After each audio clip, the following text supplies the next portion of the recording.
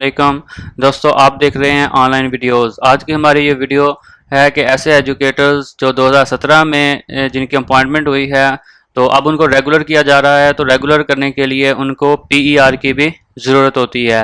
PER यानी कि performance evaluation report. तो वो अपनी एवेल्यूएशन रिपोर्ट किस तरह फिल करेंगे, आज हम आपको ये मेथड बताएंगे। कुछ टीचर जो हैं उनको पता होगा, लेकिन जिनको नहीं पता उनके लिए हमारी ये वीडियो है। मैंने ये एक सैम्पल के तौर पे एक पीईआर लिखी है, तो उम्मीद करता हूँ कि आपको इससे समझ आ जाएगी। तो देखें, सबसे पहले आपने पीरियड लिखना है। ठीक है कि आपका जो पीरियड है, फ़र्ज़ करें मैंने ये लिखा हुआ है 1 जनवरी 2018 से 31/12/2018। ये मैंने एक साल की लिखी हुई है। ठीक है, अगर आपकी जो अपॉइंटमेंट हुई है 1 अगस्त 2017, तो सबसे पहले आप लिखेंगे 1 अगस्त 2017 से लेकर 31 दिसंबर 2017। ये आपकी एक पीईआर हो जाएगी। इससे फिर आगे हर साल की आपने अलग अलग इस तरह बनानी है। ठीक है, अगर आपका कोई हेड टीचर चेंज हुआ है या आपका कोई ट्रांसफ़र हुआ है तो आप उस हिसाब से फिर अगर एक साल में आपका ट्रांसफ़र हुआ है तो जिस डेट तक आप जिस स्कूल में रहे हैं वहाँ तक एक बनेगी, उससे आगे की डेट की जो है वो आपकी दूसरी पीआर बनेगी उसी साल की। फ़र्ज़ करें ये शुरू हो रही है 1 जनवरी 2018 से। ठीक है, और जो 5 जून 2018 ये आपने एक स्कूल में गुजारा। ठीक है, उसके बाद आपका ट्रांसफ़र हो गया किसी दूसरे स्कूल में। ठीक है, तो उससे आगे वाली जो डेट है वो फिर आप यहाँ से लिखेंगे और 31/12/2018 तक वो आप मुकम्मल कर देंगे उसको। ठीक है, सादा लफ्ज़ों में अगर आपने पूरे साल में कोई ट्रांसफ़र आपका नहीं हुआ या हेड आपका चेंज नहीं हुआ, ठीक है, तो आप एक ही एसीआर लिखेंगे। ठीक है, या पीईआर हम इसको बोलते हैं। अगर आपका हेड टीचर चेंज हुआ है या आपने ट्रांसफ़र करवाया है तो उस डेट से फिर आगे नई पीईआर बनेगी उसी साल की।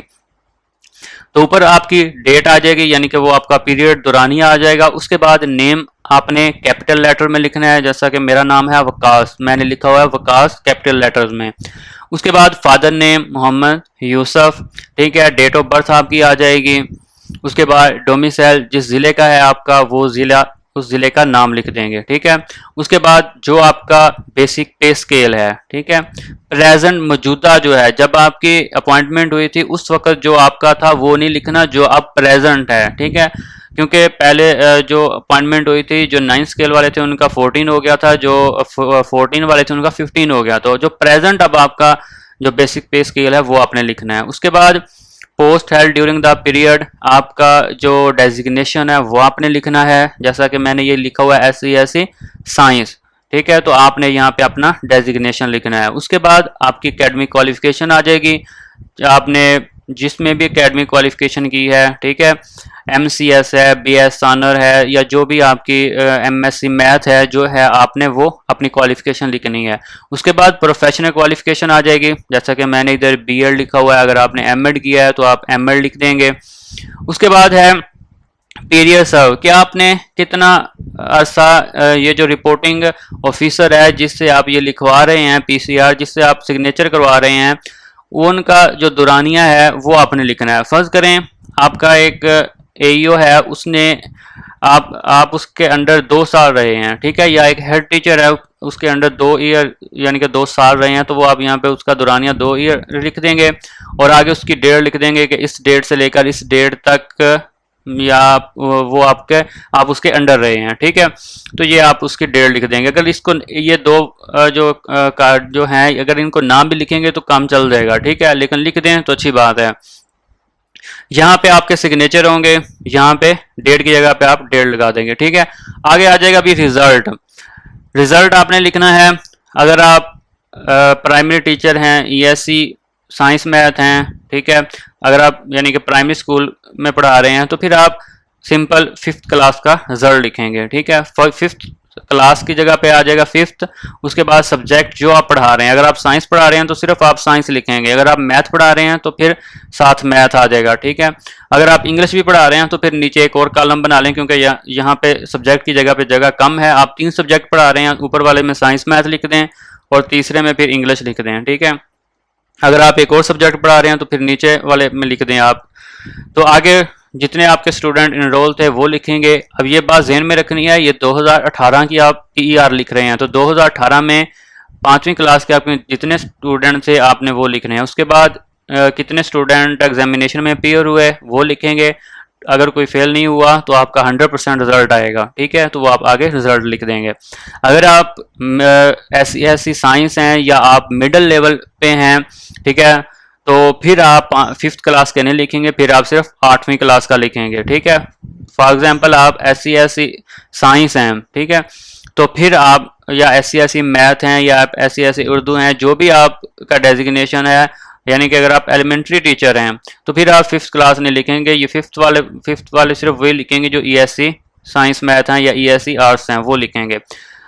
तो अगर आप SC हैं तो फिर आप 8वीं क्लास का रिजल्ट लिखेंगे, उसमें साइंस मैथ्स आ गया या जो भी आप इंग्लिश पढ़ाते हैं या इस्लामिया जो भी आपने बुक पढ़ाई है 8वीं में वो लिखेंगे।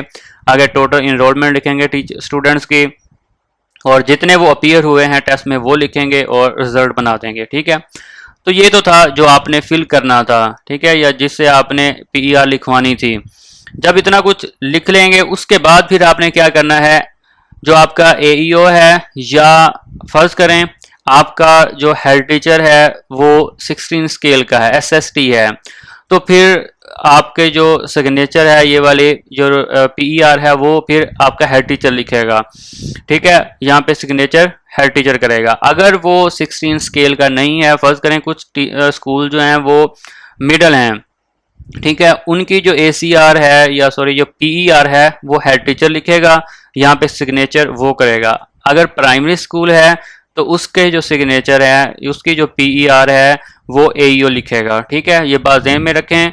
मैं फिर रिपीट कर रहा हूँ कि जो अगर आपका हेड टीचर 16 स्केल का है, ठीक है, SST है, तो फिर आपकी PER वो लिखेगा, यानी कि आपके यहाँ पे सिग्नेचर जो हैं वो करेगा, ठीक है। अगर वो 16 स्केल का नहीं है, SST नहीं है, तो फिर आपकी जो इधर जो सिग्नेचर हैं वो AEO करेगा, ठीक है। अब AEO जो है वो सिग्नेचर कहाँ पे करेगा, सिर्फ 3 सिग्नेचर होंगे इनिशियल, उसके पहला कॉलम ये है, इन तीनों में से कोई एक वो करेगा, ठीक है। तो मोस्टली जो है वो ऑनेस्ट पे करते हैं, ये जो है इनिशियल सिग्नेचर होंगे। ये मैंने एरो से ज़ाहिर किया है कि AEO के जो सिग्नेचर होंगे पहले वो यहाँ होंगे, दूसरे सिग्नेचर वो यहाँ पे होंगे इस कॉलम में।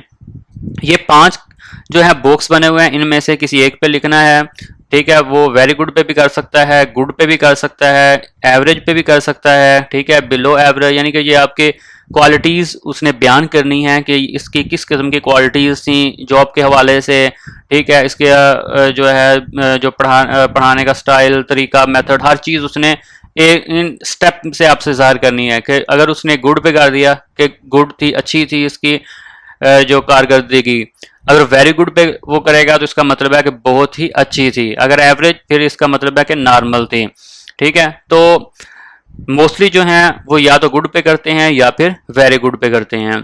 उसके बाद फिर आ गया यूजफुल या नॉट यूजफुल, ठीक है, तो वो यूजफुल पे जो है अपने इनिशियल सिग्नेचर करेगा, ठीक है। तो ये 3 सिग्नेचर होंगे AEO के या हेड टीचर के। अगर हेड टीचर करेगा फिर AEO नहीं करेगा इनके ऊपर, ठीक है।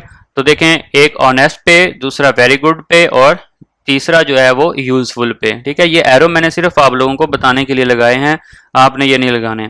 उसके बाद फिर क्या होगा, अगर हेड टीचर ने आपकी ये PER जो है सिग्नेचर किए हैं तो फिर उसका नेम आ जाएगा। देखें जैसे मैंने लिखा हुआ नेम ऑफ AEO, यहाँ वो अपने कैपिटल लेटर में अपना नेम लिखेगा, उसके बाद अपने इधर सिग्नेचर करेगा, फुल सिग्नेचर, उसके बाद यहाँ उसका डेजिग्नेशन आ जाएगा और साथ स्टैम्प आ जाएगी, ठीक है, और इधर डेट आ जाएगी। और उम्मीद करता हूँ कि आप लोगों को इसकी समझ आ गई होगी। अगर फिर भी किसी किस्म का कोई प्रॉब्लम हो तो आप नीचे कमेंट कर सकते हैं। अगर आपको ये PDF फॉर्म में चाहिए, ये वाले PER आप चाहते हैं PDF फॉर्म में, तो आप नीचे कमेंट में अपना मुझे ईमेल दे दें, मैं आपको ये सेंड कर दूंगा। और अगर अभी तक आप लोगों ने हमारे चैनल को सब्सक्राइब नहीं किया तो हमारे चैनल को सब्सक्राइब कर दीजिएगा और वीडियो को लाइक करना मत भूलिएगा। शुक्रिया।